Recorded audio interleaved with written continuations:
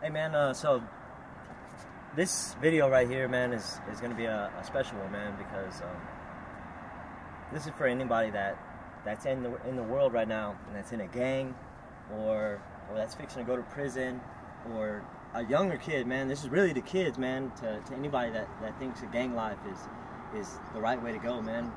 And I just want to be real, man. So I'm gonna be completely transparent with you the whole way about this video. So when I was in prison, even though I did a lot, man, I accomplished a lot, man, I was still doing a lot of bad at the same time for years. For my first 5 years, I was still straddling the fence, man. I did everything from illegal gang activity to selling tobacco, making hooch. Hooch is what you call jailhouse wine. I mean, I did everything, man. Smashed out people, fought over the most stupidest things like tables, showers, all of it. And it was for nothing. A lot of it, I think back now, man, all of it was for nothing. But the reason I got in the game, man, is because I was weak-minded, man. My mind was so stuck on pride, man, and I was only 21 when I got locked up. And I knew I had to do 8 years. And when you don't have family that doesn't really talk to you that much, right? It's not that I didn't have a family that didn't love me, but this was a journey, and this was a mistake that I made. And so I had to stand behind my decisions. And so a lot of my family didn't write me that much. Really not many of my friends either. But I knew that it was what time it was, man. So when I got to prison, man, I got a part of a gang, man, and I got part of a racial gang at that. And I allowed prison to warp my mind for the longest time. I actually became institutionalized. See, when you're a part of a gang, especially in prison, especially in Texas prisons, and it all depends on where you go. But 9 times out of 10, man, if you're in a gang, man, there's some regulations that you got to go by. Like, you have to eat with your own race, right? You can't do certain things. You can't carry yourself a certain way. And man, I fell victim to that, and I allowed it to change my thought process in a real bad way. When I tell you, man, that I used to be gung-ho for it, is because in anything that I do, it's a part of my personality, and anything that I dedicate myself to, I become real loyal, and I become an extremist to it. And that's what I did, man. So when I was in a gang in prison, man, that's what I did, man. I'm through and through, man. When it came to heart checks, when it came to smashing people out, when it came to lining it up, whatever it was, man, I chose to do it, man. Because that no matter how crash dummy of a homeboy I had. And sometimes that stuff sucks too, man. When you got somebody that has no respect for anybody else, and he wants to crash out just because he feels like he has a gang behind him, he does that, and then guess who has to fight because of it? You do. And that's something that you don't want to live with, man. You don't like. I hated the fact that you'd have to go to bed, right, and just be ready for whatever. Or you try to go to school, and you have a job, and you come home from work or whatever it may be, and the first thing you come home to is dead silence on the wing. Dead silence. I'm talking about as soon as you walk in, you see everybody's grouped up with everybody. You got the Tongo Blast over here, the Crips, the Bloods, the Woods. Everybody's yoked up together, and you know what it is. And yet you're trying to do the right thing, but you're still dawdling in the stupid things. And those were things that I had to deal with on a day-to-day basis. Day-to-day. And man, I mean, there were some units where it was good, but there were some units where it was real bad. And I speak this because, man, I was a peckerwood, right? And that was something, I mean, I got it all over my body. I got tattoos because of it. But now that I look back, hindsight is always 20/20. Now that I look back, man, it might have been the dumbest things that I could have done. But at the time, you don't see that, because that's all I had in there. That was my family. Those were the people that looked out for me. Those were the people that man, if I didn't have commissary, they were breaking bread. Those were the people that, man, when I got into it with somebody and they tried to click on me, those were the people that stood beside me. And whether we got whooped or whether we did some shining, it didn't matter. That's who had my back. But at the same time, even though you create that bond, man, there's still a whole lot of negative. And it tarnishes your testimony, especially when you're trying to, if you're trying to preach the gospel, man, you cannot preach the gospel and be gangbanging at the same time. I learned that. And there were things that, and I asked God, man, to take these things from me, man. Like, the first thing that I ever stopped doing was cussing. I learned how to do that on my own. Prison didn't make me do that. God granted me that. Same thing with gambling. I stopped gambling. Prison didn't stop me from gambling. God did that. When I finally started to have a different thought process, when I didn't want to be a gang member anymore, man, prison didn't do that. God did that. Matter of fact, I have 2 half-brothers that are black. And when they came to see me, when I was on the Wallace unit, when they came to see me, man, I felt like dirt because I had a reality check. Because I wasn't a racist person. And I wasn't stereotypical. But I allowed my environment to dictate what I did. I allowed my environment to change my thought process. And so when they asked me about some of my tattoos, I had to be completely transparent. And it broke my heart. Because I love them to death. And I wasn't this person. So it was the first reality check that I had, man. Another one I had a cellie, man, who, believe it or not, man, this is my brother, man. I am proud to call him my brother. This man knew that I didn't get greeting cards from my mother, that I didn't get greeting cards from anybody on my birthday or on Christmas or on New Year's. And that man remembered that. He remembered that the tears that I would shed because of that. And you know what he did, man? Man, he made a birthday cake for me on my birthday. And then when I caught chain from the unit, man, this man made sure to send me a greeting card. He's still locked up to this day, but he gets his wife to send me a greeting card for every holiday and every birthday. Man, that means so much to me. I remember right before I caught chain, man, the man asked me, he's like, Mikey, he's like, well, if I was getting jumped by a bunch of wolves, man, would you have my back? And at first I was like, man, well, first I had to see why are you getting jumped in the first place? You know what I'm saying? And he's like, are you serious, man? And so I remember going to bed that night thinking about it. And right before I left, man, right before I caught chain to a different unit, I told him, I said, hey, you know what, brother? Man, I'd have your back no matter what. No matter what. And I love him to death. And even though he's still locked up, man, yeah, I still ride him, man, because that's my brother, man. And those were just little things that God was revealing to me because I asked God, man. I asked God to come into my life and to change my heart. But when you ask God to change your heart, man, He's not going to just magically make it change. He's going to put you into positions to where you are forced to change, or to where you have the opportunity to change. You have to have the opportunity to see it for what it really is. And that's what happened. That's what happened with me. But those seeds don't just happen overnight. The changes that I made in my life didn't happen overnight. It took years. Years of trial and error. And I tell you this, brothers, because, man, it is hard, man. You don't want to live this life, dude. You do not want to live a gang life. Man, I come to you right now, matter of fact, in the things that I wore in prison. Except for this wonderful wife beater, man, because, I mean, I gave my white wife beater away, man. You do that when you're in prison. Man, anytime you got something live, man, your homeboy's going to be jamming you up, man. And that, Ladarius, what's up, baby? Yeah, I gave him mine. But, man, that's what you give away. You give away that stuff. But these are the shoes that I used to lace up with. These are the pants that I used to lace up with. I mean, everything, man. And matter of fact, I'm going to be completely honest with you, man. So, a lot of people may not remember this, right? But I got my teeth knocked out, right? This is how I used to go around, man. And this is a part of you. You don't want scars on your face. You don't want your teeth knocked out. You don't want to go around like this. Man, this stuff sucks, man. I had to deal with this, man. And I used to have the biggest complex over it, man. I would fight everybody over it. Matter of fact, every time that I almost got in a fight, do you know what the first things they always tell me? I'm going to knock the rest of your teeth out. And I said, all right, well, come on, man. Come on. Just get me out of the way real quick. Come on, man. Take care of me real quick. But still, all of that. Man, I had to face that humility, man. I had to become humble. And it did something to me. But when it finally came time, man, I remember I was going to go to the prison entrepreneurship program. Right? And I was on the Styles unit. And I don't mean to make this video long, but I'm going to cut it real short, dude. Right when I was on the Styles unit, man, I was a month away from going to this program. But I was still gangbanging. And, man, you know what? God revealed it to me, man. God showed me. Because a month before I caught chain, a riot was fixing to pop off. Because some other gang decided they were going to fall out of place from G4, which are people that are doing 50 years, right? They have to spend 10 years as a G3. They got to spend 10 years before they can even come to general population. Fell out of place all the way to the A side of the unit and smashed out my homeboy in his sleep. Okay, and so I heard about this when I was at work, and I was like, "Hey, man, you got to be kidding me!" And so, man, when I go to lunch, And I'm in the chow hall. They lock you in this chow hall.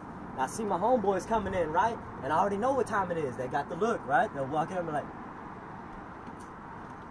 and that's the sign, like, man, something's finna happen. So they sit down with me, man, and they're like, and they give me the rundown. They're like, hey, look, so and so, man, they fell out of place and went and tried to smash out old boy, man, and they stomped him out. And I was like, yeah. I was like, dang, man. They're like, yeah, man, we're finna go man up right now, dude. We're finna go meet these fools in the commissary cage, and we're gonna set it off, man. Mikey, you ready? And even though I was like, man, hell yeah, man, and right, jump the gun right there. But as soon as I did that, as soon as those words came out of my mouth, man, I instantly regretted it in my mind.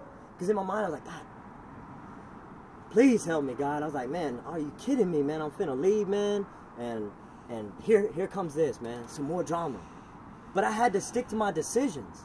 But let me show you how God's grace works. I stuck to my decision. So I remember watching the other gang members from the other side, right?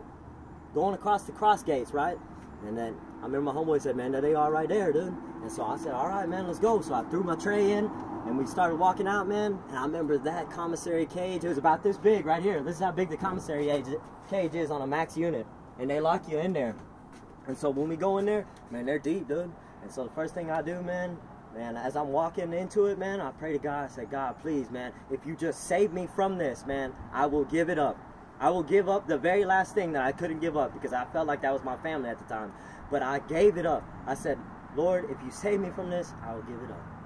So we went in that cage, and I went straight up in there, man. I mean, if you ask anybody how I am, man, I love to be in the mix. So we go straight up in there, and they try to tell us that they did it because he was a sex offender. But the big problem was even though he's a sex offender, man, you can't just take things in your own hands like that, man. You can't do that. You're supposed to tell us that and let us take care of it. And I had seen this fool's paperwork before. I had seen it with my own eyes. He had a 5-act sentence for a non-sex crime, for burglary habitation. And so I'm thinking to myself, I'm like, man, there ain't no way, dude. I've already seen this paperwork. And so I'm arguing it to the T. And I'm telling him that's an unrighteous act. You can't do that. And so when we're sitting there discussing that, I said, all right, so this is what we came to agreement. I said, okay, look, check this out. I'm going to get one of my homeboys' moms, right? And we're going to call her, and she's going to look him up. And if he's not a sex offender, right, then you know what it is. It's a green light. That means we're going to fight wherever. If we were walking down the chow hall and we saw one of them, man, we were going to take off, dude. Damn, that ruined it, but I pushed quick. Okay. But they were going to fall out of place. We'd fall out of place and go smash on them real quick. And we would all get locked up. But if he was a sex offender, then we'd call it a dead issue. Right? We'd call it a righteous act and it was a dead issue. So when we leave that cage, man, I remember my heart was beating, man, because I thought at any given moment, that's how it is, that we was going to set it off when we was all going to be fighting in there. And things can happen. Things can happen on a big unit like that. You die from that stuff, man. If somebody wants to pull out a shank and stab, man, they want to get to poking, that's what's going to happen. So when we go back to the wing, I go specifically to my homeboy's wing because I'm going to ask him myself, right? I'm a man of integrity, dude. Even when it came to a game, I was a man of integrity. That's what I wanted to be. So I go to his wing, I fall out of place, and I ask him, and he's beat up, man. The dude looks like a Ninja Turtle, man. Busted up, eye, mouth. He can't go to chow. He can't go nowhere. So I ask him, I say, look out, man. I need you to be completely honest. Are you a sex offender? He's like, nah, man, Mike, I swear, man, you see my paperwork? And I was like, nah. Are you a sex offender? I was like, because we're finna go ride or die with you, man. And I need to know right now. He's like, man, I swear to God, Mike. I'm like, all right, man. Because I'm finna throw everything away because of you. I'm gonna just let you know that right now. I'm finna throw away everything that I've built up to this point is because of you. He's like, man, I swear, Mikey. I'm like, all right, man, then I'm going to ride it out with you. And in my mind, I'm still contemplating. I'm like, ah, man, why am I in this stuff? Why am I doing this to myself? And so I go to walk out of the wing, and I'm walking to the D space to go out the door to the building. And as I'm doing it, man, I remember right before I get to the door, I hear a bang on the window, and I turn around and look, and my homeboy's looking at me like this. He's like, I'm a sex offender. And in my mind, this is what's going on in my mind. I'm like, yes. Oh my God, thank you, God. No, but I had to keep my composure at the time, right? I was like, all right, man, God dang, man, I can't believe you did that, you know, in my mind. But in my mind, I'm really I'm really pleased about it. Hold on, let me do this real quick because I look stupid right now, I'm sure. But so when I tell him that, man, I walk out, and so now I have to explain to my homeboys that, man, it's time for me to start back. And so I did, and I go to rec that following day, and I tell my homeboys, I'm like, hey, look, man, hey, y'all, look, I'm finna leave this program, man, and I'm really trying to change my life. And I told God that if He saved me from that today, then I was gonna give it up. And they were completely understanding. Believe it or not, they were completely understanding, and I was thankful for that, man. It was like God blessing me. He showed me. He said, look how sufficient my grace is and my mercy is. That even though you were fixing to throw everything away, everything that I blessed you with, everything that you've done, you've tarnished your testimony enough. Even though you were fixing to do that, my grace is sufficient, and I let you make it, right? He protected me when I needed it the most. But it didn't stop there, because when I got to the unit that I was going to, man, when you have tattoos on you that represent a gang, people are gonna test you on it, man. You cannot consider yourself good, and you cannot say that you are good unless you have been found, tried, and tested, and seen to be good. And that was something I had to deal with, and I almost threw that away too, because when a dude asked me about my tattoos, and I told him that I slid back, man, this dude from the general population side said, "Nah, man, that fool's trash, man. He's a B-word. He called me out of my name, poured salt on my name." And so I tried to go fight this fool, right? We were gonna go fight at rec, and I'm hyped up about it. My homeboys, my PEP brothers, right? I love y'all, man. My PEP brothers caught me. They're like, "Look, Mikey, man, you're trying to change your life, brother. Don't go out there and throw it away just for this chump that ain't going nowhere." And guess what his name is? Guess what his name was? His nickname, man, Demon. Like, what are the odds? So look, we tried to go take care of that. And my homeboys are, man, one of them's even crying. He's like, "Mikey, don't do this." I'm like, I'm just gonna go talk to him. But I'm just lying, right? I'm finna go out there and we're finna take care of this, man, because you can't just pour salt in somebody's name and not be able to, not expect to stand up under it. And so I go out there like a dummy. And as soon as I go out there, right, I remember watching the rec yard, watching them as they're coming out, right, looking for them. I'm shaking, got the adrenaline pumping up, man, and I'm tripping, man. And God does it again. God shows me how gracious and sufficient His mercy is, because that man didn't even come to rec. I'm sure he was smoking K2 or something, but that man didn't even come to rec. So it gave me 2 seconds to think about what I was fixing to do. It gave me enough time to really realize, like, man, that's not what I want to do. I don't want to do this. And God said, you know what? Look, once again, I try to bless your game, and you want to screw it up. Be human and screw it up. But yet He saved me from it. He said, my grace is sufficient, my mercy is sufficient, that I'm going to let you make it, even though I failed the test. And so I knew at that point I had to give it up. Because at some point in time in your life, man, violence cannot be the option anymore. Because all violence does is kill. And it tarnishes your testimony, especially when you're trying to live a changed life, man. And so to the kids out there, man, I love y'all, bro. I got nothing but love for y'all, man. And the people that are in gangs, man, I encourage you, man, to drop it. It's good to have love for people, man, and have respect for it, right? You got respect for it, but, man, think about you, man. Make your own decisions, right? Do not ever allow the circumstances or another man to dictate what you do in this life. Because now I'm still dealing with it right now, man. I got the number one hater of my life, man, trying to push my buttons because she wants to see that I didn't change. And she wants me to cave in. Well, I'm not going to cave in because that is not who I am anymore. And maybe if she did take a second to really try to find out about me, maybe she would find out that it was true. But, man, change it, dude. Whatever you're doing, man, give yourself a minute and to think about how you want to be in life, man. Quit living just in the moment and think about your future. I love y'all.